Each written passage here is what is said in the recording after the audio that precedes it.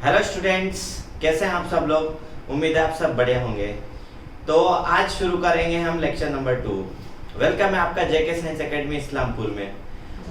हमने पहला लेक्चर देखा था कि फिजिक्स क्या होता है, फिजिकल क्वांटिटी क्या होती है, कितने टाइप की होती है। फिर हमने डिपेंडेंसी इंडिपेंडेंसी यानी कि डिपेंडेंट इंडिपेंडेंट फिजिकल क्वांटिटी देखी थी, फंडामेंटल क्वांटिटी की बात करी थी। उसके बाद में हमने वेक्टर, टेंसर और स्केलर क्वांटिटी की बात करी थी। अब हम बात करेंगे यूनिट और यूनिट सिस्टम की। तो what do you mean by unit and unit system? Unit and unit system, तो आप फिजिक्स के अंदर कौन सा भी टॉपिक पढ़ोगे, केमिस्ट्री के अंदर भी बहुत सारे आप कैलकुलेशन करोगे, तो फिजिकल क्वांटिटी वहां पे भी इन्वॉल्व होती है।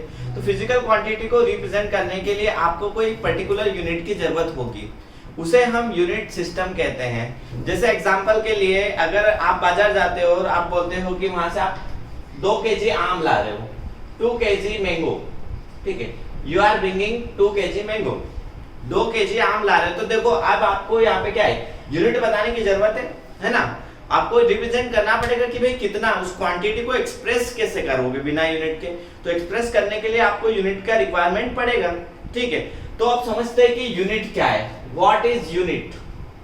देखो यूनिट वर्ड का ही मतलब होता है, यूनिट का मतलब होता है एक, सिंगल, ठीक है। जैसे यहाँ पे 2 केजी लिखा है, इसका मतलब क्या है कि अगर मैं 1 केजी के वेट से 1 केजी के वेट से इसको मेजर करूं, 1 केजी के वेट से अगर मैं इसको मेजर करूं, इस मैंगो को मेजर करूं, तो 1 केजी के कितने वेट लगाने पड़ेंगे मुझे? 1 केजी के 2 वेट लगाने पड़ेंगे, सीधी सी बात है। 1 केजी के कितने वेट लगाने पड़ेंगे? 2 केजी। तो ये 1 केजी, केजी क्या आ गया, इसका यूनिट आ गया ना 1, और ये न्यूमेरिकल वैल्यू बता रहा। तो यूनिट और यूनिट सिस्टम की बात करें तो यूनिट का मतलब क्या हो गया कि भाई एक सिंगल चीज बता रहा है, उसको बोलते हैं यूनिट, ठीक है। और यूनिट सिस्टम, तो यूनिट और यूनिट सिस्टम क्या होता है? Unit system is the method to represent a physical quantity का मेजरमेंट, यानी कि a unit system is used to represent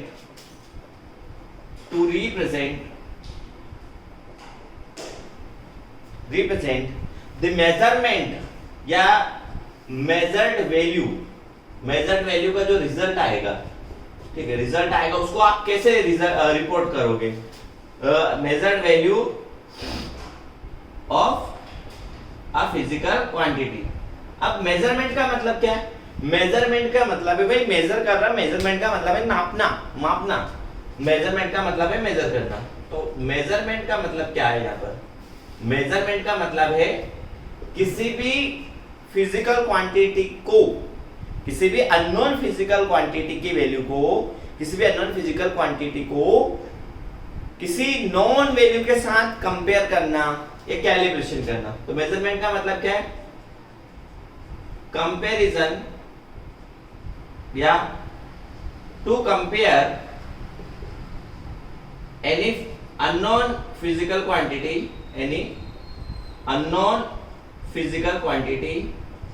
with known value या नॉन फिजिकल क्वांटिटी, ठीक है। जैसे मान लो इस लाइन की लेंथ बताओ, है ना, आपसे पूछा गया इस लाइन की लेंथ बताओ, तो आप कैसे नापोगे? स्केल से नापोगे, है ना, स्केल से नापोगे। तो स्केल यहाँ पे रखोगे, तो स्केल में आपके पास नॉन वैल्यू है और इस लेंथ के अननोन है, दोनों को कंपेयर करवाओगे और आपका क्या आ जाएगा? मेजरमेंट आ जाएगा, ठीक है। तो इस तरीके से आपका क्या हो जाएगा? मेजरमेंट आ जाएगा। तो जब भी मेजर करते हो किसी भी चीज को, तो आपका जो मेजरमेंट का रिजल्ट आता है, result of measurement is expressed in terms of unit or unit system. Result of measurement is expressed in terms of unit और यूनिट सिस्टम। तो यूनिट सिस्टम क्या है? सिस्टम है। अब यूनिट सिस्टम के अंदर 2 चीजें होती है, ठीक है। Every unit system has 2 things. भाई जब आप किसी क्वांटिटी को रिप्रेजेंट करना चाहते हो तो आपके पास 2 पैरामीटर है, ठीक है। आपके पास क्या है? देयर आर 2 पैरामीटर्स, किसी भी यूनिट सिस्टम में कितने पैरामीटर होते हैं? 2 पैरामीटर। देखो जब भी किसी फिजिकल क्वांटिटी को आप रिप्रेजेंट करना चाहते हो तो आपको 2 पैरामीटर बताने की जरूरत है। पहली तो उसकी क्या है? Numerical value. पहली क्या हो जाएगी? Numerical value. और दूसरा हो जाएगा उसका यूनिट, किस यूनिट में लिखा गया है।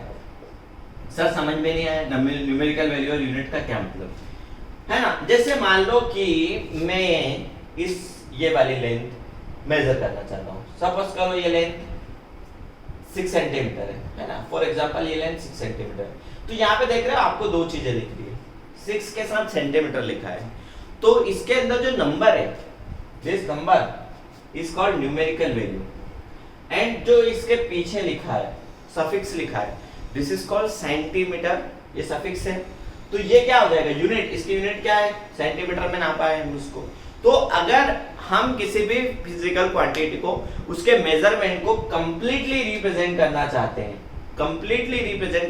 हैं, तो हमें 2 पैरामीटर्स की जरूरत पड़ेगी। हमें कितने पैरामीटर की जरूरत पड़ेगी?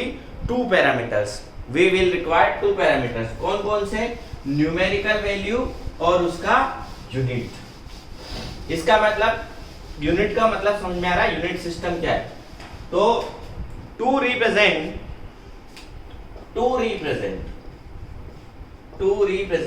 any physical quantity,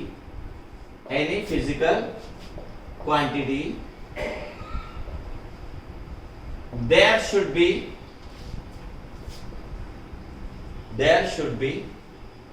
2 parameters. Should भी क्या? मस्ट भी, है ना। इंपॉर्टेंट है भैया, उनके बिना तो काम नहीं चलेगा। There must be. तो कंप्लीटली रिप्रेजेंट 2 पैरामीटर्स। कौन कौन से? पहला आ जाएगा आपका न्यूमेरिकल वैल्यू। न्यूमेरिकल वैल्यू मतलब एक नंबर होगा, है ना, न्यूमेरिकल वैल्यू। और दूसरा हो जाएगा आपका यूनिट। दूसरा क्या हो जाएगा आपका? यूनिट। भाई यूनिट या यूनिट सिस्टम जो भी पीछे है ना। तो भाई यूनिट सिस्टम के अंदर अपन बात करें तो कंप्लीटली रिप्रेजेंटेशन में 2 चीजें, एक न्यूमेरिकल वैल्यू और दूसरा हो जाएगा उसका यूनिट। जैसे कि अब आपने बोला इस बोर्ड की लंबाई, इस बोर्ड की लेंथ या विड्थ जो भी है 3 फीट या 4 फीट आपने बोली, 3 फीट है मान लो। इसकी विड्थ कितनी बोल दी आपने? 3 फीट बोल दी। तो अगर मैं सिर्फ 3 लिखता तो इससे भी आप कोई कंक्लूजन नहीं निकाल सकते कि 3 फीट है कि मीटर है कि सेंटीमीटर है कि किलोमीटर क्या है। और अगर मैं सिर्फ फीट लिख देता तो ये भी अधूरा रिप्रेजेंटेशन हो गया ना, कि भाई इसके आगे क्या है, इसके आगे भाई वैल्यू बताओ ना कि 2 फीट है, 3 फीट है, 4 फीट है। तो कंप्लीटली रिप्रेजेंटेशन तभी होगा जब आप इन दोनों को इन्वॉल्व करोगे। तो कोई भी फिजिकल क्वांटिटी मान लो Q है, कोई भी क्वांटिटी अब मेरे पास क्या है? Q। तो Q एक्चुअली लिखा जाएगा, उसका रिप्रेजेंटेशन हो जाएगा N into U। N क्या हो जाएगा आपका? न्यूमेरिकल वैल्यू, और U हो जाएगा उसका यूनिट या यूनिट सिस्टम। अच्छा एक और चीज, आपकी जो न्यूमेरिकल वैल्यू होती है, N होती है आपकी न्यूमेरिकल वैल्यू, ठीक है। तो न्यूमेरिकल वैल्यू जो होती है वो इनवर्सली प्रोपोर्शनल, क्योंकि क्वांटिटी की वैल्यू तो किसी भी यूनिट में कांस्टेंट रहती है ना। भाई आप इसको जैसे मान लो 10 सेंटीमीटर है तो आप इसको 10 सेंटीमीटर में नापो या मीटर में नापो, ये लेंथ तो उतनी ही रहती ना, बस इसकी न्यूमेरिकल वैल्यू अकॉर्डिंगली चेंज हो जाएगी। मतलब फिजिकल क्वांटिटी की तो वैल्यू कांस्टेंट रहेगी। तो Q क्या होता है आपका? कांस्टेंट होता है। Q की वैल्यू चेंज नहीं होती भैया। आप 100 रुपए बोलो या आप मतलब 1 रुपया बोलो या 100 पैसे बोलो, बात तो एक ही है, बस यूनिट का फर्क है। यूनिट चेंज होने से न्यूमेरिकल वैल्यू चेंज हो जाएगी, बट फिजिकल क्वांटिटी तो कांस्टेंट है ना, वो चेंज नहीं होने वाली। तो Q कांस्टेंट, अब Q कांस्टेंट हो गया तो न्यूमेरिकल वैल्यू और यूनिट का प्रोडक्ट हमेशा क्या आएगा? एक कांस्टेंट आएगा, है ना। बड़ी क्वांटिटी लोगे मतलब बड़ी न्यूमेरिकल वैल्यू होगी तो यूनिट छोटी हो जाएगी, और बड़ी यूनिट होगी तो न्यूमेरिकल वैल्यू छोटी हो जाएगी। इसका मतलब N inversely proportional to U। इसका मतलब क्या है? अगर न्यूमेरिकल वैल्यू ज्यादा रहेगी, सॉरी यूनिट बड़ी रहेगी, बड़ी रहेगी, बिग यूनिट, लार्जर यूनिट, तो न्यूमेरिकल वैल्यू क्या हो जाएगी आपकी? स्मॉलर, छोटी हो जाएगी, है ना। जैसे एग्जांपल के लिए आप रुपए, जैसे मान लो मैं बोल देता हूं कि 100 किलोमीटर है, ठीक है। तो न्यूमेरिकल वैल्यू 100 है और यूनिट क्या है? किलोमीटर, बड़ी यूनिट है। अब इसको अगर आप मीटर में कन्वर्ट करोगे तो ये हो जाएगा 100 into 1000 मीटर। सेंटीमीटर में कन्वर्ट करोगे तो 100 इंटू 1000 इंटू 100 सेंटीमीटर। देख रहे हो, यूनिट छोटी करता जा रहा हूं तो न्यूमेरिकल वैल्यू बड़ी होती जा रही है ना। इसका मतलब कि numerical value in 1 unit into that unit n1 u1 बराबर n2 u2। आगे आएगा ये कन्वर्जन के काम में। इस तरीके से हम एक यूनिट से दूसरी यूनिट में हम कन्वर्ट कर सकते हैं। अब बात करें कि यूनिट सिस्टम तो हमने समझ लिया कि भाई किसी भी क्वांटिटी को अगर हमको कंप्लीटली रिप्रेजेंट करना है तो हमें एक न्यूमेरिकल वैल्यू की जरूरत पड़ेगी और दूसरा किसकी जरूरत पड़ेगी, एक यूनिट सिस्टम की जरूरत पड़ेगी। अब यूनिट सिस्टम कितने टाइप के होते हैं उस पर अपन चर्चा करते हैं। यूनिट सिस्टम कितने टाइप के होते हैं उस पर चर्चा करते हैं और फिर बाद में हम फंडामेंटल यूनिट और ऐसा यूनिट सिस्टम की भी बात करेंगे जो कि बहुत इंपॉर्टेंट है। यहाँ से क्वेश्चन आता ही आता है, ठीक है। तो बेसिक सा भाई आपने अभी तक जितने भी चैप्टर पढ़े होंगे 8, 9, 10 फिजिक्स में या साइंस में, तो आपने बहुत सारी चीजों को कैलकुलेशन किया होगा, अपने फोर्स निकाला होगा, करंट निकाला होगा, चार्ज निकाला होगा, एक्सेलरेशन, वेलोसिटी सब निकाले होंगे। तो उनका जो आंसर आता था न्यूमेरिकल कि भाई ये बताओ इसमें फोर्स कितना लग रहा है, एक्सेलरेशन कितना आ रहा है। तो जब आपका आंसर आया होगा आपने उस आंसर को विद यूनिट भी लिखा होगा, न्यूमेरिकल वैल्यू के साथ आपने यूनिट लिखी होगी। तो मैं उसी यूनिट की बात कर रहा हूँ, है ना। तो ये जो यूनिट वाला चैप्टर है, यूनिट वाला जो चैप्टर है, ये यूनिट वाला जो कॉन्सेप्ट है वो हर चैप्टर के साथ आएगा। ऐसा नहीं कि भाई हम आगे जो चैप्टर पढ़ेंगे हम लाइट के बारे में पढ़ रहे हैं या करंट के बारे में पढ़ रहे हैं या फिर हम फोर्स के बारे में पढ़ रहे हैं, है ना। तो ये आपको यूनिट तो भी वहां पे यूज होगी क्योंकि फिजिकल क्वांटिटी तो आपको फिजिक्स के अंदर हर चैप्टर में आएगी। तो हर चैप्टर में उसको आपको कंप्लीटली डिफाइन करने के लिए यूनिट बतानी पड़ेगी, है ना। तो यूनिट वाला कॉन्सेप्ट हर चैप्टर के अंदर आएगा, इसलिए ये सबसे बेसिक बता रहा हूं मैं। अब बात करें टाइप्स ऑफ यूनिट सिस्टम की। टाइप्स ऑफ यूनिट सिस्टम, तो देखो भाई सबसे पहले अगर अपन बात करें कि हमारी बेसिक क्वांटिटी कितनी होती है, तो बेसिक क्वांटिटी या फंडामेंटल क्वांटिटी 7 है, मैं बता चुका हूं। उनके नाम इधर बताऊंगा अभी। 7 फंडामेंटल क्वांटिटीज होती है। कितनी फंडामेंटल क्वांटिटीज होती है? 7 होती है। उनमें से जो 3 होती है वो मैकेनिक्स के अंदर होती है। मैकेनिक्स मतलब जहां पे फोर्स आ जाता है, जहां पे मोशन आ जाती है। तो फिजिक्स में सबसे पहले अगर फिजिक्स को देखा जाए तो फिजिक्स 5 मेजर सेगमेंट में बटा है। एक आता आपका मैकेनिक्स,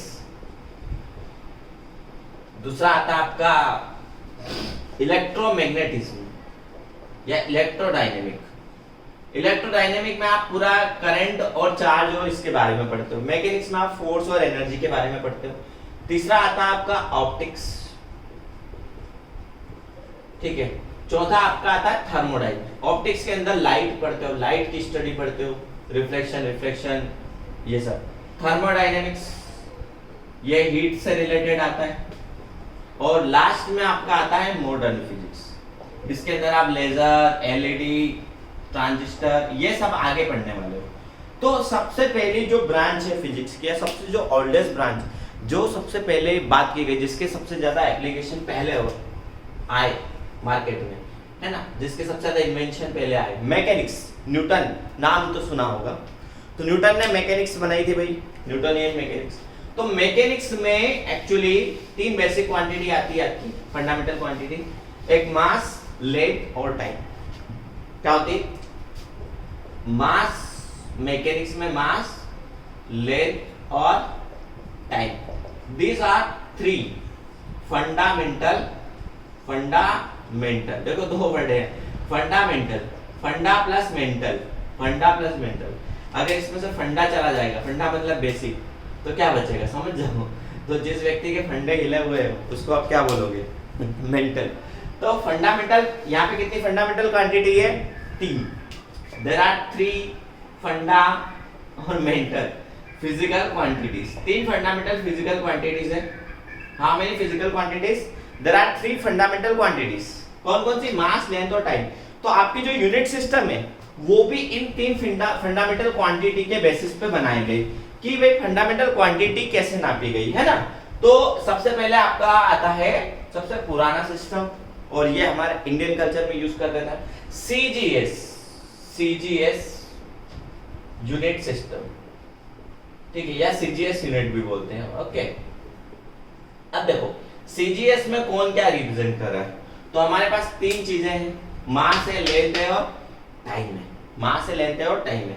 तो इनको अरेंज करते हैं हम। लेंथ सबसे पहले लिखेंगे लेंथ, फिर लिखेंगे मास और फिर लिखेंगे टाइम। ऐसा क्यों सर? ऐसा क्यों? अल्फाबेटिकली, अल्फाबेटिकली लिखा है। कैसे लिखा है? अल्फाबेटिकली। यहाँ पे भी अल्फाबेटिकली, ठीक है। ये अल्फाबेटिकली, लेंथ आएगा, फिर मास आएगा, फिर टाइम आएगा, ठीक है। अल्फाबेटिकली हमने लिख दिया, पहले एल है और फिर टी। चलो भाई, लेंथ को सीजीएस के अंदर पहला लेटर आपका बताता सी, सी फॉर सेंटीमीटर, सी फॉर होता है आपका सेंटीमीटर, है ना। जो आपकी स्केल होती है, स्केल, उसके अंदर आप देखना वो जो छोटे छोटे डिवीजन होते हैं, एक तो इंच होते हैं, उधर की साइड देखना तो सेंटीमीटर होते हैं। आपके स्केल में कितने सेंटीमीटर होते हैं बताओ, कमेंट करके बताओ। यस, 15 सेंटीमीटर, ठीक है। मास हो जाएगा आपका ग्राम में। मास क्या हो जाएगा? ग्राम में। भाई हम छोटी छोटी चीजों को, अगर जैसे पेज है, पेज, कॉपी का पेज, उसका वजन निकालना है या सोना तोलना, तो हम ग्राम में नापते हैं, किलोग्राम में थोड़ी नापेंगे, टन में थोड़ी नापेंगे, है ना। तो जिस बॉडी का वजन बहुत कम होता है उसको हम ग्राम में नापते हैं। और टाइम, टाइम किस में नापते हो आप? भाई टाइम की जो यूनिट है यहाँ पे एस रिप्रेजेंट करता है सेकंड को। एस किसको रिप्रेजेंट करेगा? सेकंड को। एस किसको रिप्रेजेंट करेगा? सेकंड। एस फॉर सेकंड, ठीक है। तो सीजीएस यूनिट सिस्टम के अंदर क्या हो गया? It is the oldest unit system. जितने भी यूनिट सिस्टम है उनमें सबसे पुराना है, इंडिया में हम यूज करते थे।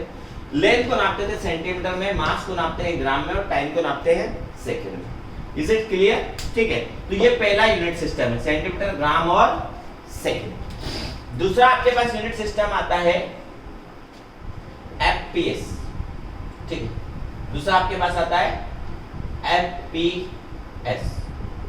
तो एफपीएस में क्या है भाई? लेंथ को नापा जाएगा, आपको लेंथ को मेजर किया जाएगा। एफ क्या रिप्रेजेंट करता है? फीट या फुट, ठीक है। फुट, एक्चुअली फीट प्लूरल है फुट का, तो बेसिक क्या हो जाएगा? फुट, है ना, फुट बोलते हैं ना, ठीक है, फुट। अच्छा, सेंटीमीटर, इसको रुको, सेंटीमीटर को छोटा लिखते हैं सीएम, ग्राम को सिंपल लिखते हैं जी, है ना, ये जीएम, और सेकंड को छोटा एस लिखते हैं। फुट। मास क्या हो जाएगा? मास हो जाएगा आपका पाउंड, तो पी, और टाइम हो जाएगा आपका सेकंड। तो शॉर्ट में हो गया एफपीएस। जैसे सीजीएस था वैसे क्या बन गया? एफपीएस। यानी एफपीएस सिस्टम में भाई जो इंग्लिश लोग हैं, इंग्लिश मतलब अंग्रेज लोग, ब्रिटेन वाले, अमेरिका वाले, विदेश वाले, है ना, अंग्रेज लोग, वो लेंथ को नापते हैं फुट में, उनके यहाँ फुट सिस्टम चलता है। मास को नापते हैं पाउंड में, पाउंड में, और टाइम को नापते हैं सेकंड में, ठीक है। टाइम तो हर जगह सेकंड में हो जाएगा। उसके बाद आपका आएगा नंबर 3। नंबर 3 पे आता है आपका एमकेएस, एमकेएस सिस्टम, ठीक है। अब एम क्या रिप्रेजेंट करता है? पहला लेटर देखो लेंथ, तो लेंथ एम फॉर क्या हो जाएगा? मीटर, ठीक है, छोटा होता है ना, पहला लेटर सबका छोटा होता है। सर बड़ा कब होता है? बड़ा होता है, आई विल टेल यू थोड़ी देर में, ठीक है। मीटर। दूसरा आ जाएगा आपका किलोग्राम, किलो और ग्राम, ठीक। और टाइम तो यहाँ पे वही सेकंड में आएगा, टाइम अगेन सेकंड में आएगा। अच्छा, यहाँ से मीटर को शॉर्ट में एम लिखते, रिप्रेजेंटेशन, किलोग्राम को छोटा के लिखते, बड़ा के नहीं छोटा के लिखते, है ना, और टाइम को छोटा एस, सेकंड को छोटा एस। हाँ, मैं बता रहा था कि कैपिटल लेटर किसी भी यूनिट के सिंबल के कैपिटल लेटर कब लिखते हैं, स्मॉल लेटर कब लिखते हैं।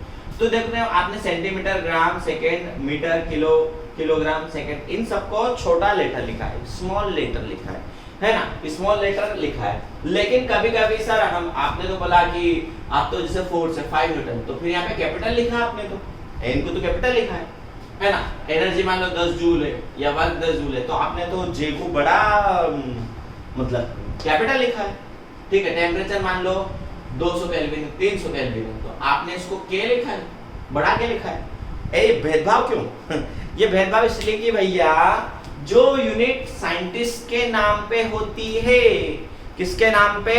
साइंटिस्ट के नाम पे, साइंटिस्टों के नाम पे जो यूनिट होती है उनको हम कैपिटल लेटर में लिखते हैं, उनके सिंबल को हम कैपिटल लेटर में लिखते हैं। जैसे न्यूटन का सिंबल बड़ा है, जूल का सिंबल बड़ा जे, केल्विन का सिंबल बड़ा के, ऐसे जितने भी साइंटिस्ट हुए आपके, Newton, ampere, coulomb, Pascal, rascal, इन सबको हम कैपिटल लेटर में लिखते हैं। उन साइंटिस्ट को रिस्पेक्ट देने के लिए बाकी जो यूनिट साइंटिस्ट के नाम पे नहीं होती है, मीटर, सेंटीमीटर, किलोग्राम, ग्राम, सेकेंड, फुट, पाउंड, ये सब इनको हम स्मॉल लेटर में लिखते हैं।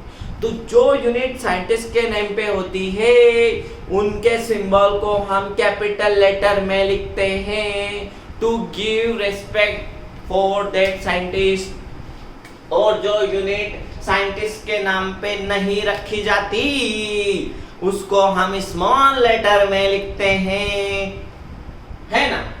हाँ भाई, हमारे क्या होता है विदेशों में कोई भी कुछ साइंटिस्ट ने डिस्कवरी करी, कुछ इन्वेंशन करा, कुछ भी करा, तो उसने जो रिलेटेड काम करा मतलब उस क्वांटिटी की यूनिट भी उसी साइंटिस्ट के नाम पे रख दी जाती है। भाई जैसे न्यूटन, फोर्स का पूरी चर्चा करी थी न्यूटन ने, फोर्स की यूनिट आ गई न्यूटन। एनर्जी की चर्चा करी थी जूल ने, तो एनर्जी की यूनिट आ गई जूल, है ना। चार्ज की चर्चा, चार्ज का पूरा जो कार्यक्रम था वो करा था कूलॉम ने, तो चार्ज की यूनिट आ गई कूलॉम, है ना। करंट के पीछे पड़ा था एम्पियर, तो करंट की यूनिट आ गई एम्पियर। इस तरीके से हमारे क्या होता है, हमारे यहाँ कोई भी कुछ अच्छा काम करता, कहीं कुछ विदेशों में आप जाओ तो यूनिवर्सिटी, कॉलेज वगैरह वो साइंटिस्टों के नाम पे होती है। हमारे यहाँ क्या होता है, हमारे यहाँ भाई पॉलिटिशियन के नाम पे, है ना, जवाहरलाल नेहरू, इंदिरा गांधी, इनके नाम पे रख देंगे, ठीक है। नरेंद्र मोदी स्टेडियम बना दिया अभी, तो हमारे यहाँ अलग ही है। हमारे साइंटिस्ट का मतलब इतना वो नहीं, हमारे नेताओं के नाम पे नाम रखते हैं यार चीज़ों के, है ना, स्कूलों के, कॉलेजों के, यूनिवर्सिटीज के, स्टेडियम के, रोड के, सब नेताओं के नाम पे रखते हैं, ठीक है। विदेशों में साइंटिस्ट के नाम पे रखा जाता था। चलो भाई आगे बढ़ते हैं। 3 तरह के यूनिट सिस्टम हमने देख लिए, कौन कौन से फिर से बता देता हूँ। फर्स्ट आपका सीजीएस, दूसरा आपका एफपीएस, ये इंडियन, ये इंग्लिश और ये एमकेएस, ठीक है। अब पहला लेटर तो वही बताता है, 3 क्वांटिटी, मास, सॉरी पहला आ जाएगा लेंथ, दूसरा आ जाएगा मास, अल्फाबेटिकल चलना है ना, और तीसरा आ जाएगा टाइम। तो लेंथ सेंटीमीटर में आ जाएगी, मास ग्राम में आ जाएगा और टाइम सेकंड में, ये फुट में, अच्छा फुट का प्लूरल फीट हो जाएगा, ये पाउंड में और टाइम सेकंड में, ये काय में आ जाएगा, मीटर में, ये किलोग्राम में और ये सेकंड में। अब देखो ये 3 यूनिट थी, बहुत बढ़िया काम चल रहा था, कोई दिक्कत नहीं आ रही थी। लेकिन ये बहुत पुरानी बात है, 1954 तक भाई ये कार्यक्रम सब चल रहा था बहुत बढ़िया। 1954 तक बहुत बढ़िया सब कुछ चल रहा था। 1954 के बाद क्या हुआ कि भाई मैकेनिक्स के अलावा ऑप्टिक्स हो गया आपका, या आपका थर्मोडायनेमिक्स हो गया, इलेक्ट्रोडायनेमिक्स हो गया, मॉडर्न फिजिक्स हो गया, ये जितनी भी दूसरी ब्रांचेस थी फिजिक्स की, मैकेनिक्स के अलावा, इनमें भी बहुत सारे रिसर्च हुए, नई नई फिजिकल क्वांटिटियां आई। तो ऐसा लगा कि ये जो तीनों बेसिक क्वांटिटियां हैं ये सफिशिएंट नहीं है। भाई टेम्परेचर रिप्रेजेंट करना है तो फिर उसको भी मतलब लंबा चौड़ा हो जाता है मामला, रिप्रेजेंटेशन बहुत लंबा चौड़ा हो जाता है ना। 7 लेटर का नाम, 7 लेटर का सरनेम अगर तुम्हारा होगा तो फिर तुम कैसे याद रखोगे ना भाई। जैसे एम्पियर है, कूलॉम है, तो ये अगर तुम इनको इन 3 बेसिक में रख लें तो मास और टाइम में रखोगे तो आपकी जो यूनिट है वो बहुत लंबी हो जाएगी। अगर धमाल मूवी देखी तो उसमें ड्राइवर का नाम रहता ना अय्यर, तो फिर अपना पूरा नाम बताते तो 10-12 लेटर आते हैं उसके सरनेम में। तो फिर इस तरीके से अगर आप कूलॉम लिख रहे हो तो पता चले कि इन तीनों की टर्म में लिख रहे हो तो 7 लेटर की यूनिट हो जाएगी, है ना।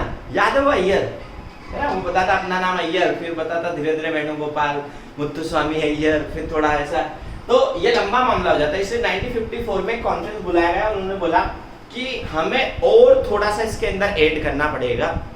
हमारी जो फंडामेंटल यूनिट है या फंडामेंटल क्वांटिटी है कितनी होती है, अभी 3 होती है, हमें थोड़ी सी और ऐड करने की जरूरत है। साथ में ये अलग अलग देश अलग अलग सिस्टम यूज करते थे। भाई अमेरिका में जाओगे या आप ब्रिटेन में जाओगे, इंग्लैंड में, लंदन में जाओगे तो वहां पे आपको एफपीएस मिलेगा, इंडिया में सीजीएस मिलेगा, कहीं और जाओगे एमकेएस मिलेगा, पाकिस्तान में जाओगे कुछ नहीं मिलेगा कुछ है ही नहीं मेजर करने के लिए।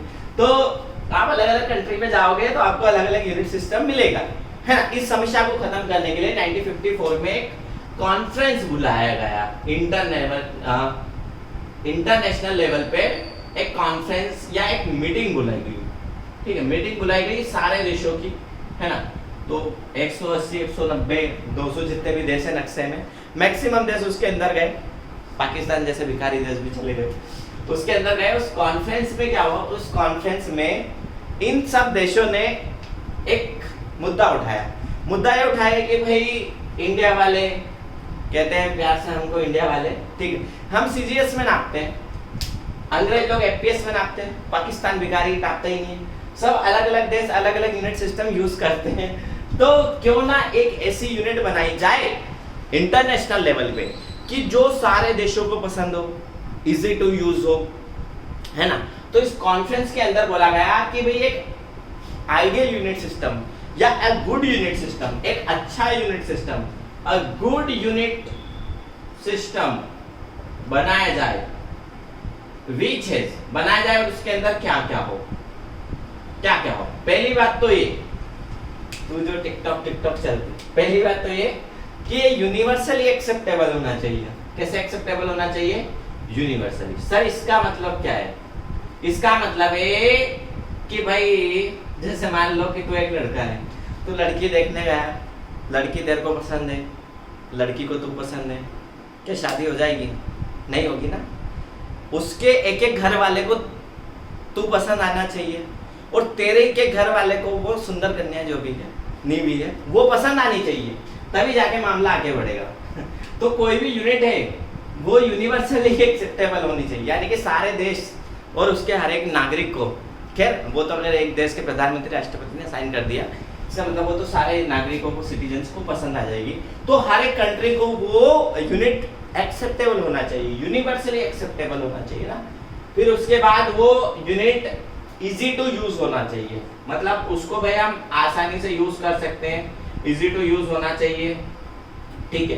कैलकुलेशन उसमें ज्यादा नहीं होनी चाहिए, सिंबल जो होते हैं वो, तो अंडरस्टैंडिंग होनी चाहिए बिल्कुल, है ना, कोई चीज उसके अंदर है तो अंडरस्टैंडेबल यूनिट होना चाहिए, और कन्वर्टेबल होना चाहिए। भाई अलग अलग देश अलग अलग यूनिट करेंगे तो आसानी से आप उसको इजीली कन्वर्टेबल होनी चाहिए।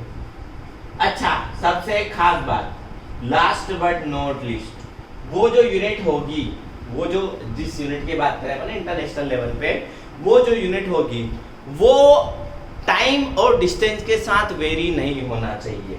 मतलब वो टाइम और डिस्टेंस के साथ, टाइम एंड डिस्टेंस के इंडिपेंडेंट होना चाहिए, इंडिपेंडेंट होना है। सर इसका मतलब क्या है? इसका मतलब है कि भाई वो टाइम के साथ चेंज नहीं होनी चाहिए, वो टाइम के साथ चेंज नहीं हो। यूनिट की बात कर रहा हूँ, फिजिकल क्वांटिटी तो चेंज हो सकती है, थोड़ी आप बोलोगे सर आपने तो बोला टाइम के साथ चेंज नहीं होगा, तो टेम्परेचर सुबह अलग था, शाम को अलग था, दोपहर में बहुत ज्यादा था। ना ना ना ना, I am not telling about this, what I am telling, मैं बोल रहा हूँ आपका जो यूनिट सिस्टम है, आप मीटर में, किलोमीटर में, सेंटीमीटर में जिस चीज को अगर नाप रहे हो, वो यूनिट चेंज नहीं होने चाहिए। भाई 1 मीटर अगर अभी जितना है, 1 साल पहले भी उतना ही था, 10 साल पहले भी उतना ही था, 10 साल बाद भी उतना ही रहेगा, जिंदगी के साथ भी, जिंदगी के बाद भी, है ना। और डिस्टेंस के साथ भी चेंज नहीं होना चाहिए। 1 किलोग्राम भारत में नापो, अमेरिका में नापो, चाइना में नापो, क्या नाम ले लिया मैंने चाइना वालों का, चमगादड़ खाने वाले, चाइना में नापो, अमेरिका में नापो, कहीं पे भी नापो, 1 किलोग्राम 1 किलोग्राम ही रहेगा, है ना। तो एसआई में एक कॉन्फ्रेंस हुआ, उसमें एक नई यूनिट सिस्टम बनाई गई जिसका नाम रखा गया SI unit system. What is S, what is I? S for system, I for international. तो एसआई का फुल फॉर्म क्या हो जाएगा? एसआई का फुल फॉर्म हो जाएगा सिस्टम डी इंटरनेशनल, है ना, एक्चुअली ग्रीक वर्ड है, system D international, system D international. D का मतलब होता है 4, तो इसका हिंदी सॉरी इंग्लिश मीनिंग होता है system for international unit system. तो system for international unit system, ठीक, system for international unit system. तो शॉर्ट में क्या बोला गया? एसआई, है ना। और मैं इसको शॉर्ट में बोलता हूँ सरकारी यूनिट। देखो सरकारी क्यों बोलता हूँ? पहली बात तो एसआई मतलब सरकारी। दूसरा क्या होता है भाई, कोई भी चीज हम जब यूज करें, सारे सिटीजन एक जैसी चीज यूज करें हर एक, तो सरकारी हो गई ना वो। एसआई बन गई, तो एसआई यूनिट सिस्टम आपका हो गया। अब ठीक है, तो ये चारों पांचों कंडीशन उसके अंदर थी। एसआई सिस्टम लाया गया कि भाई इजीली कन्वर्ट होना चाहिए, इजी टू यूज होना चाहिए, सारे देशों का कॉमन सिस्टम होना चाहिए। सबसे बड़ी बात क्या, कॉमन है ना भाई, हम सब इसको आप इंटरनेशनल लेवल पे यूज करते हैं, तो कॉमन हो गया ना भाई, कॉमन हो गया। जैसे कि आप मान लो कोई एक इंग्लिश मतलब अंग्रेज व्यक्ति है और एक आप हो, अब उस अंग्रेज को हिंदी नहीं आती, वो बोलता हमसे दोस्ती करोगे क्या, अरे क्या दोस्ती करोगे, आपको इंग्लिश नहीं आती, उसको हिंदी नहीं आती है ना। या चलो छोड़ो, आप चाइना वाले के पास चले गए, मान लो चाइना वाला सी जिनपिंग पिंग जो भी है, वो आपके पास आया, मान लो है ना, वो भारत आया, आप उससे गए, तो आप हिंदी में बोल रहे हो, हेलो नमस्ते जिनपिंग, आपका मुंह देख रहा है, क्या बोल रहे हैं, आपने जिनपिंग को कुछ गाली वाली बोल दी, उसको समझ में नहीं, जिनपिंग चाइना चूचा कुछ बोला, आपको समझ में नहीं आया है ना। तो उस चाइना वाले को, ठीक है, उस चाइना वाले को हिंदी नहीं आती, और मान लो आपको चाइनीज नहीं आती क्या, नहीं आती भाई, चाइनीज आती थोड़ी, चाइनीज खाते हैं, तो फिर क्या करोगे, फिर आप एक कॉमन लैंग्वेज निकालोगे, दिस इज कॉल्ड इंग्लिश, है ना। तो दोनों इंग्लिश में बात करोगे। अब इंग्लिश क्या हो गई, कॉमन लैंग्वेज हो गई, और वो वर्ल्ड लैंग्वेज है ना, यूनिवर्सल लैंग्वेज। तो इस तरीके से एक यूनिवर्सल यूनिट सिस्टम लाया गया जिसका नाम रखा गया एसआई यूनिट, और उसके अंदर ये एक खासियत थी। अब एसआई के आने से क्या क्या फायदा हुआ, देखो एसआई के आने से एक फायदा हुआ कि सारी यूनिट सिस्टम, सारे जो कंट्रीज थी उनको एक कॉमन यूनिट सिस्टम मिल गई, सबको पता है कि 1 किलोग्राम ये है।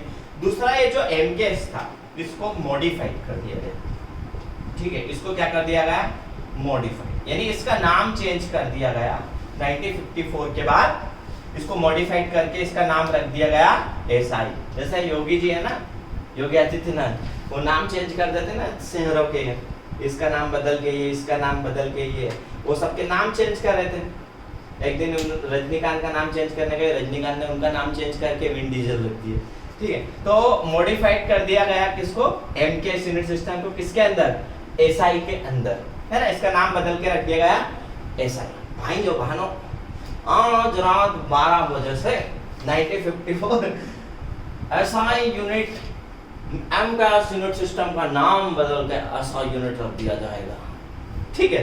तो मॉडिफाइड किया गया, यहाँ से मोदी जी याद आ गया, मॉडिफाइड। तो अब मॉडिफाइड करने से फायदा क्या हुआ, एक तो कॉमन यूनिट सिस्टम मिल गया, ठीक है, कॉमन यूनिट सिस्टम मिल गया। दूसरा, ये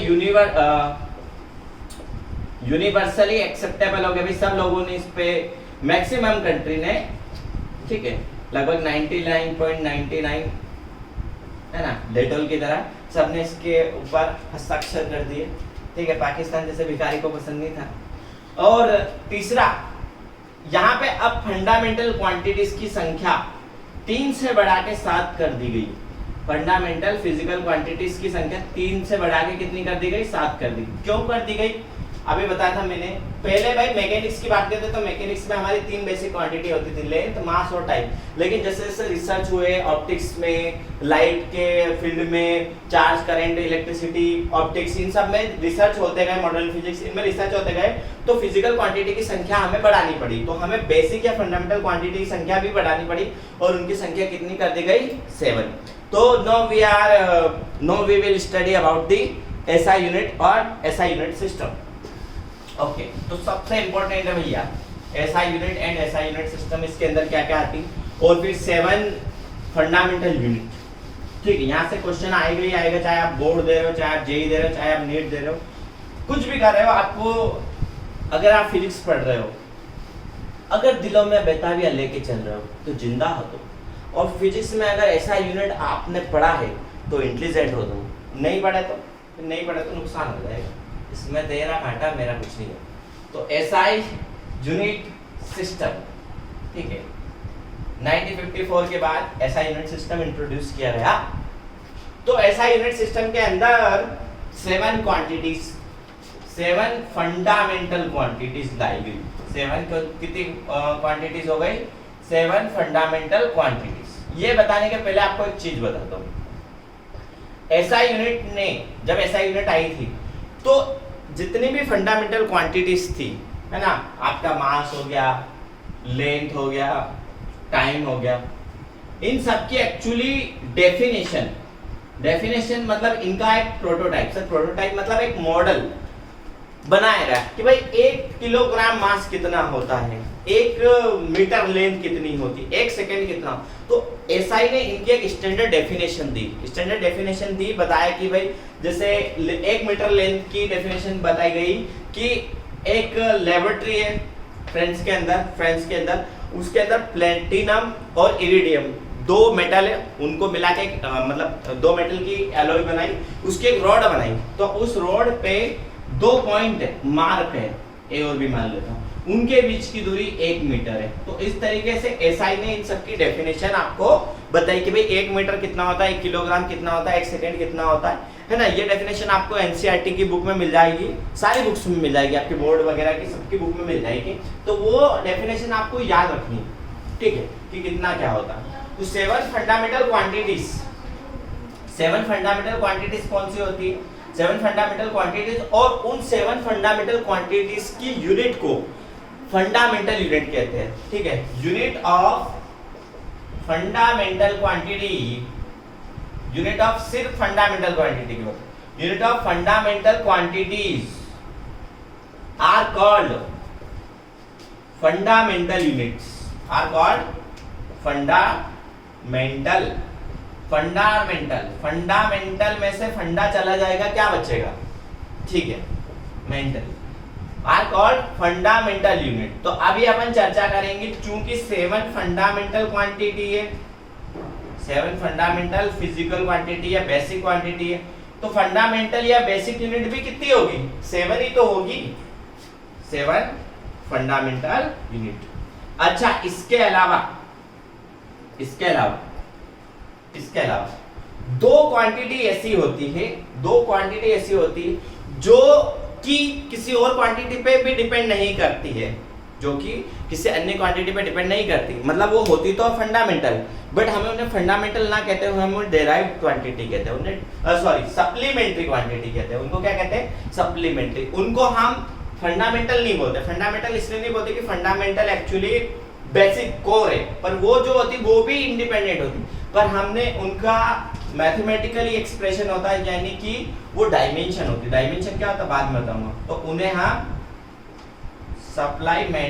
सप्लीमेंट्री फिजिकल क्वांटिटी कहेंगे। तो 2 सप्लीमेंट्री फिजिकल क्वांटिटी है, तो 2 आपकी सप्लीमेंट्री यूनिट हो जाएगी। तो 7 + 2 के बारे में बात करेंगे, 7 फंडामेंटल क्वांटिटीज या fundamental unit and 2 supplementary unit. अच्छा, एक बच्चे ने मुझसे पूछा कि सर 7 फंडामेंटल क्वांटिटीज क्यों होती है, 8 क्यों नहीं होती, 9 क्यों नहीं होती? तो भैया वो जो कमेटी थी उस टाइम, उन्होंने डिसाइड किया है ना, वो अपने थोड़ी की 7 ले लो, 8 ले लो, 9 ले लो, है ना। वो जितनी भी फिजिकल क्वांटिटीज थी उनको माना गया कि बस इस फील्ड में से एक उठा लेते, इसमें से एक उठा लेते, अलग अलग फील्ड, अलग अलग ब्रांच ऑफ फिजिक्स में से अलग अलग उठा ली। मैकेनिक्स में से 3 उठा ली, थर्मोडायनेमिक्स में से 1 उठा ली, करंट इलेक्ट्रिक या इलेक्ट्रोमैग्नेटिक्स में से 1 उठा ली, इस तरीके से, है ना।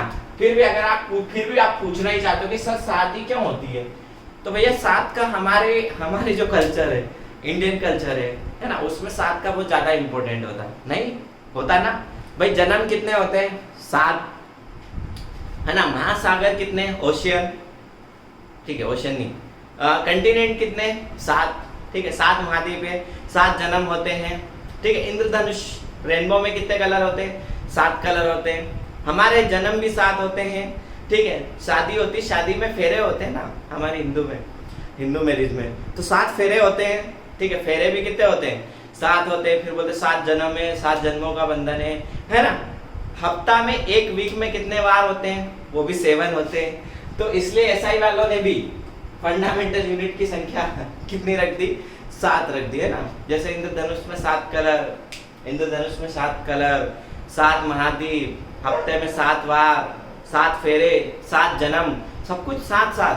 तो इसलिए फंडामेंटल क्वांटिटीज की संख्या भी 7, ठीक है। तो 7 फंडामेंटल यूनिट्स और 7 फंडामेंटल क्वांटिटी कौन कौन है, ठीक है। अपन एक टेबल बनाएंगे, आपको एक टेबल बिल्कुल याद रखनी है ना। बिल्कुल जैसे आपको अपना नाम, पता, एड्रेस, स्कूल, सब चीजें याद होती है, आप कभी नहीं भूलते। आपको आधी रात को भी कोई उठ के पूछ ले कि बाबू बता ये फंडामेंटल यूनिट है नहीं है, तो आप बिल्कुल बिना एक सेकेंड सोचे बता दोगे। ठीक, इस तरीके से आपको याद होना चाहिए। तो यहाँ पे टेबल बनाते हैं, अपन लिखते हैं 7 फंडामेंटल यूनिट्स, 7 फंडामेंटल यूनिट या basic unit according to SI, according to SI. SI के अकॉर्डिंग 7 फंडामेंटल यूनिट कौन कौन सी, लेट्स सी। तो सबसे पहले कौन कौन सी, लेट्स सी। सबसे पहले अपन यहाँ पे लिखेंगे सीरियल नंबर, फिर यहाँ पे लिखेंगे हम फिजिकल क्वांटिटी का नाम, यानी कि यहाँ पे लिख देंगे फिजिकल क्वांटिटी, इसको छोटा लिख दूं मैं, चलेगा, फिजिकल क्वांटिटी। उसके बाद उसका लिखेंगे हम यूनिट, फिर उसके बाद उसका लिखेंगे हम यूनिट का symbol, symbol of that unit, ठीक है ना। तो ये 7 बनेगी। पहला देखो, पहला सबसे पहला बेसिक आता है आपका मास, फिजिकल क्वांटिटी होता है कि मास, मास को छोटा m लिखते हैं, कहीं पे भी रिप्रेजेंटेशन करना मास। यूनिट क्या हो जाएगी इसकी, यूनिट हो जाएगी किलोग्राम। देखो आज चीज छोटी, किलोग्राम का सिंबल होगा छोटा की, छोटा जी, छोटा के छोटा जी, सिंबल ऑफ यूनिट, ये यूनिट का सिंबल है ना।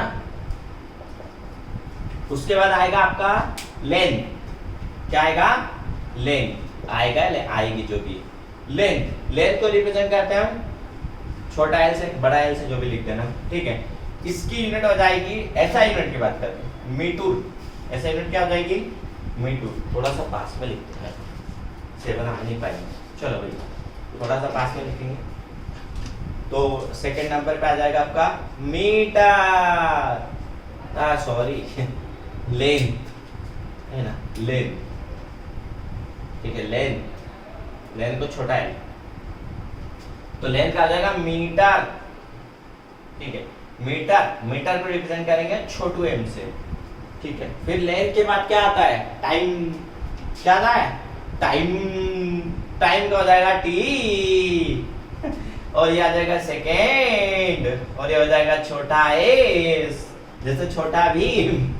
और 4 नंबर पे आ जाएगा आपका टेम्परेचर, ठीक है, टेम्परेचर, बड़ा लिखो इधर, छोटा लिखो। टेम्परेचर को भाई कुछ लोग थीटा लिखते हैं, कुछ लोग बड़ा टी लिखते हैं, है ना। इसका ऐसा यूनिट, अब देखो बच्चे सबसे ज्यादा गलती करते हैं कि अगर टेम्परेचर का ऐसा यूनिट पूछते हैं तो बच्चे बोलते हैं सेल्सियस या डिग्री सेल्सियस, गलत। टेम्परेचर का ऐसा यूनिट होता है केल्विन, क्या होता है, केल्विन, ठीक है, केल्विन, छोटा के, छोटा के, बड़ा के नहीं, छोटा, इधर बड़ा के, बड़ा के क्यों, साइंटिस्ट, केल्विन साइंटिस्ट है, ठीक है, केल्विन।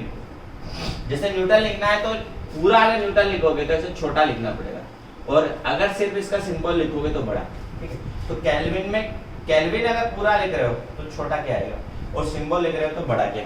उसके बाद आता है आपका करंट या electric current, electric current, electric current को आप रिप्रेजेंट करते हो आई से, छोटा आई लिखते, कुछ लोग बड़ा आई लिखते हैं, मैक्सिमम किताबों में आपको बड़ा आई लिखते हैं, है ना, कुछ टीचर छोटा आई भी लिख देते हैं, कोई बात नहीं, छोटा बड़ा कुछ नहीं। करंट का वो होता है यूनिट एम्पियर, और इसको लिखते हैं बड़ा है, बड़ा है क्यों, अगेन साइंटिस्ट का नाम है एम्पियर भाई साहब, कौन से भाई साहब, एम्पियर। उसके बाद भाई और बहनों, मैं आपको एक बात बताना चाहता हूँ, यार 6 क्वांटिटी हो गई, छठी क्वांटिटी होते हैं अमाउंट ऑफ सब्सटेंस, और जो है फिजिक्स के अंदर इसका बहुत कम यूज होता है, पर इसका यूज होता है केमिस्ट्री के अंदर। तो इसकी यूनिट होती है amount of substance, mole, mole, MOL, और सिंबल में छोटा मोल, मतलब ऐसे डॉट लगा दो, ई गायब कर दो। उसके बाद 7 पे आता है luminous intensity. Sir luminous intensity का मतलब क्या होता है, या intensity of light, luminous intensity, ठीक है, लुमिनस इंटेंसिटी, लुमिनस इंटेंसिटी इसको नापते हैं हम कैंडेला, भाई कैंडल वर्ड सुना होगा, luminous intensity, intensity of light. Luminous intensity का मतलब क्या है, भाई लाइट किसी सरफेस पे गिर रहा है, इस पे गिर रहा है, तो per unit area, per unit time में कितनी एनर्जी इस सरफेस पे आ रही है लाइट के माध्यम से, this is called luminous intensity, this is called luminous intensity. Hindi में कहते हैं ज्योति तीव्रता। क्या कहते हैं? ज्योति तीव्रता, प्रकाश की तीव्रता। हाँ, कुछ लड़के बोलेंगे सर आप ज्योति की बात कर रहे हो। नहीं, मैं प्रकाश की भी बात कर रहा हूँ। ठीक है, प्रकाश और ज्योति एक ही चीज है। ठीक है, कौन सी ज्योति? लाइट वाली ज्योति। तो इंटेंसिटी कैंडेला, कैंडेला का हो जाएगा सी डी, प्लेयर वाला नहीं, छोटा सी छोटा डी। ठीक है, सी और D, A B C D. तो सी डी, तो ये है 7 फंडामेंटल क्वांटिटीज और ये इनकी फंडामेंटल यूनिट। ठीक है, तो मैं इसको मिटा नहीं रहा हूँ, आप इसको याद रखेंगे बिल्कुल। ठीक है भाई का बहनों, आप इसको याद रखोगे, इससे क्वेश्चन आता है। वह which are fundamental quantities, which are fundamental unit. तो ये आपकी 7 फंडामेंटल यूनिट है। ये याद रखो, इनको याद रख लेना।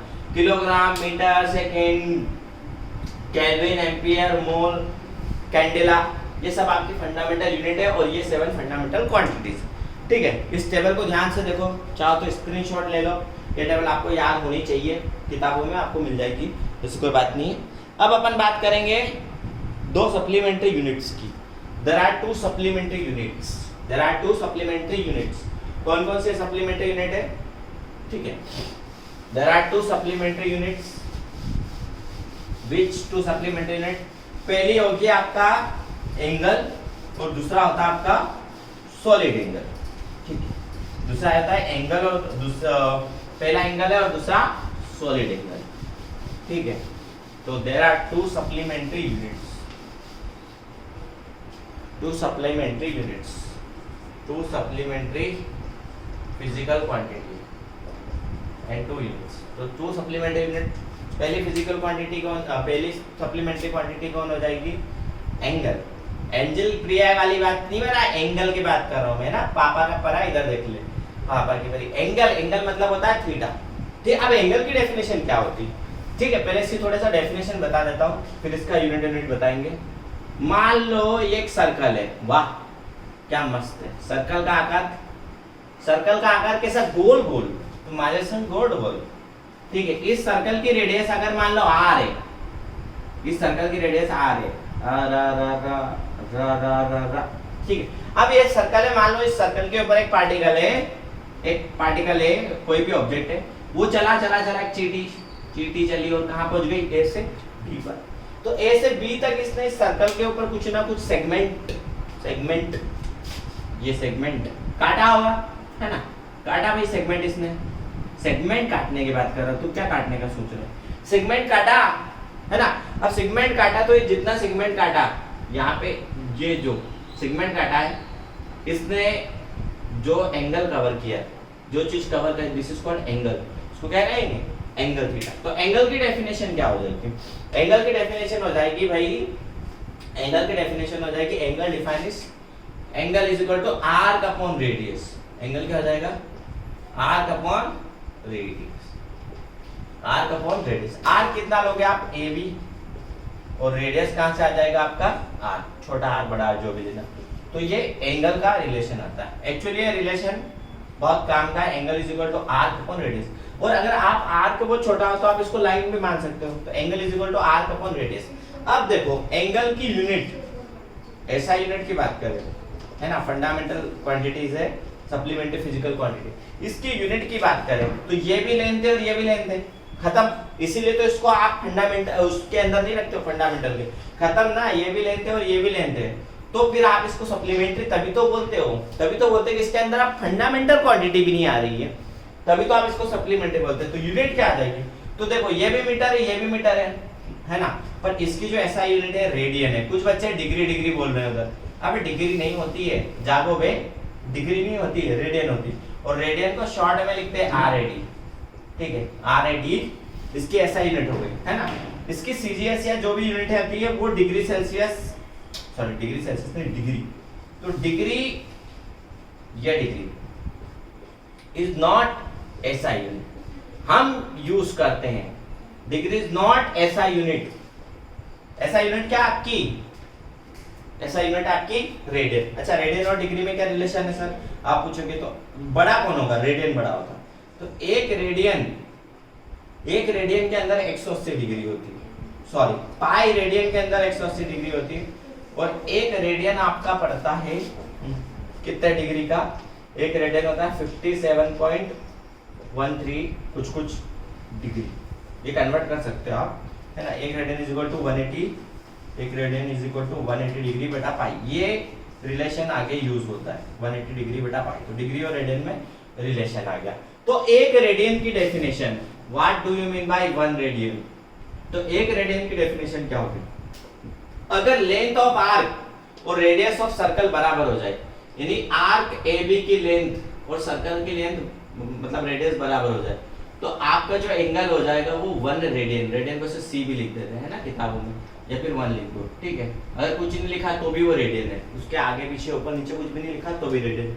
मतलब अगर मान लो ये 10 सेंटीमीटर इसकी रेडियस है, इस सर्कल की रेडियस कितनी है 10 सेंटीमीटर, और इस आर्क की लंबाई भी, इस आर्क की लंबाई भी कितनी है 10 सेंटीमीटर, तो ये जो एंगल होगा ये 1 रेडियन होगा। मतलब डिग्री में नापोगे तो 57 कुछ डिग्री हो। आप करके देखना, उस सर्कल की रेडियस और ये आर्क दोनों को बराबर लेना और आप एंगल नाप के देखना, आपको एक रेडियन या 57 पॉइंट समथिंग डिग्री एंगल आपको मिलेगा। तो ये एंगल था।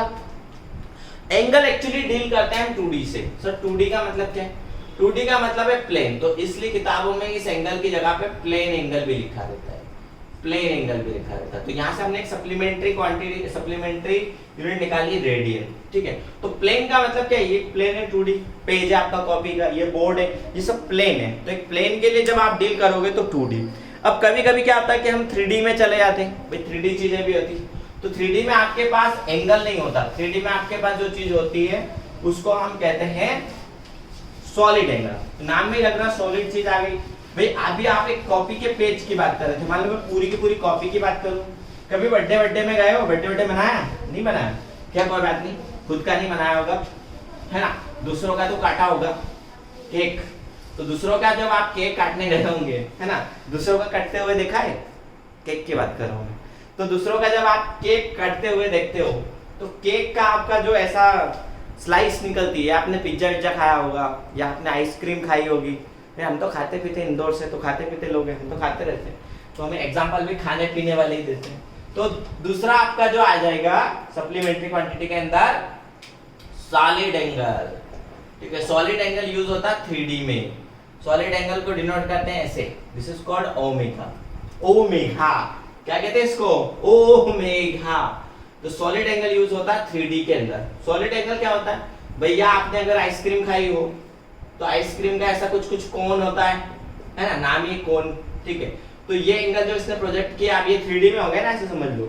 उसके बाद आपका मेहंदी वाला कोन, ठीक है, मेहंदी दिल मेहंदी की बात नहीं कर रहा हूं मैं, हाथों में लगाने वाली मेहंदी, शादी में जब आप लगाते हो, आप नहीं लगाते, दूल्हा दुल्हन लगाते, आप दूल्हा बनोगे दुल्हन बनोगे तब आप भी मेहंदी लगाओगे, लगाओगे नहीं लगाओगे, बिल्कुल मैंने भी लगाई थी। तो मेहंदी लगाते हो आप, मेहंदी वाला कौन है ना, वो उसका गाना नहीं यार, गुरु रंधावा, पायल वाले पाँव मेहंदी वाले हाथ, ऐसे कुछ करके, ठीक है। तो मेहंदी वाला आपको कौन, आपका ये हो गया। आइसक्रीम वाला कौन, फिर आप पिज्जा खाते हो, पिज्जा नाम उसका देखो पिज्जा है, पर अपन उसको खाते हैं, कितने महान लोग हैं, नाम है पिज्जा और आदमी उसको खाता है। तो पिज्जा हो गया आपका, ये केक हो गया, बर्थडे का केक, ऐसा नहीं होता, हाँ यहाँ हैप्पी बर्थडे लिखा रहता कुछ भी, ये केक है। तो भाई आप केक किसी को काट के देते हो, तो केक पूरा थोड़ी काटते हो, ऐसे आप स्लाइस काटते हो, ऐसा है ना, ऐसे कुछ काट के दोगे पीस। तो एक्चुअली इस पीस के अंदर एक्चुअली 3D में एंगल बना, ऐसे आप देख रहे हो, तो आपने जैसे ऐसे पिज्जा लिया, तो ये आपको क्या हो रहा है, 3D में दिख रहा है आपको, ये चीज 3D में दिख रही है ना, एंगल पूरा नीचे तक है, तो this is called solid angle, नाम में सॉलिड एंगल है। तो सॉलिड एंगल, मान लो आपके पास एक स्फीयर है या कोई भी चीज है, कोन है, मान लो एक कोन है, स्फीयर है, कुछ भी है, ठीक है, तो उसके अंदर से आपने कुछ पोर्शन काटा तो आपको मिलेगा सॉलिड एंगल। तो सॉलिड एंगल कैसे डिफाइन हो जाएगा, सॉलिड एंगल की डेफिनेशन हो जाएगी, सॉलिड एंगल की डेफिनेशन हो जाएगी, मान लो आप एक ये था स्फीयर था और इस पॉइंट पे आप सॉलिड एंगल निकालना चाहते हो, तो यहाँ से क्या करो, यहाँ से इस पॉइंट को ज्वाइन कर दो और ये डिस्टेंस पता कर लो। मान लो ये डिस्टेंस r है, तो इसका ये एरिया निकाल लो, ठीक है, प्रोजेक्टेड एरिया बोल सकते हो आप, इस पॉइंट ने इसके ऊपर जो एरिया प्रोजेक्ट किया, तो सॉलिड एंगल क्या हो जाएगा, एरिया ऑफ स्फीयर इस केस में, ठीक है, एरिया ऑफ स्फीयर मतलब ये प्रोजेक्टेड एरिया होगा, ठीक है, और दूसरा आ जाएगा इसकी रेडियस का स्क्वायर, r का स्क्वायर, छोटा r का स्क्वायर। तो इसके लिए, किसके लिए, स्फीयर के लिए कितना हो जाएगा 4 पाई आर स्क्वायर, रेडियस भी आर स्क्वायर है। तो एक स्फीयर के केस में सॉलिड एंगल 4 पाई होता है, बट ऐसा कोई जरूरी नहीं, हर बॉडी के सिलेंडर है, कौन है, सबके लिए अलग अलग होगा, ठीक है। तो इसकी डेफिनेशन क्या हो गई, एरिया ऑफ ऑब्जेक्ट या बॉडी जो भी 3D में होनी चाहिए वो डिवाइडेड बाय उसकी रेडियस का स्क्वायर। तो ये सॉलिड एंगल, अब सॉलिड एंगल की यूनिट क्या होती है, हाँ भाई सबसे बड़ी बात है सप्लीमेंट्री यूनिट, क्योंकि सप्लीमेंट्री यूनिट है। तो यूनिट क्या होती है सॉलिड एंगल की, सॉलिड एंगल की यूनिट होती है स्टेरेडियन, ठीक है। क्या होती है स्टेरेडियन, रेडियन को रोक दो, स्टे करवा दो, स्टेरेडियन, और शॉर्ट में लिखते हैं STRAD। तो आपको दो सप्लीमेंट्री फिजिकल क्वांटिटी मिली, there are two supplementary physical quantity, यहाँ लिख देता हूँ, टू सप्लीमेंट्री फिजिकल क्वांटिटी या फिजिकल यूनिट। पहली क्या हो गई एंगल, पहली क्या हो गई एंगल, जो कि 2D में यूज होता है, और दूसरा कौन सा एंगल हो गया सॉलिड एंगल। तो एंगल को प्लेन एंगल भी बोलते हैं और सॉलिड एंगल को 3D एंगल भी बोलते हैं। तो इसकी यूनिट फंडामेंटल यूनिट नहीं, sorry supplementary unit, supplementary unit, supplementary unit क्या हो जाएगी इसकी, एंगल की सप्लीमेंट्री यूनिट हो जाएगी रेडियन, शॉर्ट में लिख देते हैं RAD, मैं पूरा लिख देता हूँ रेडियन, और इसकी हो जाएगी स्टारेडियन, स्टारडी। तो आपको ये 7 फंडामेंटल यूनिट और 2 सप्लीमेंट्री यूनिट आपको याद होनी चाहिए, बिल्कुल यहाँ से क्वेश्चन आता है ना। तो अपना यूनिट सिस्टम वाला जो लेक्चर नंबर 2 था वो यहीं पे खत्म हो गया। अगले लेक्चर में हम चर्चा करेंगे थोड़ी सी डायमेंशंस के बारे में और मोशन के बारे में, रेस्ट के बारे में, कि कोई भी बॉडी उस पर फोर्स लगता है तो क्या इफेक्ट होता है, रेस्ट एंड मोशन की बात करेंगे, डिस्टेंस डिस्प्लेसमेंट की बात करेंगे, टाइप्स ऑफ मोशन की बात करेंगे। तब तक बने रहिए हमारे साथ, थैंक यू।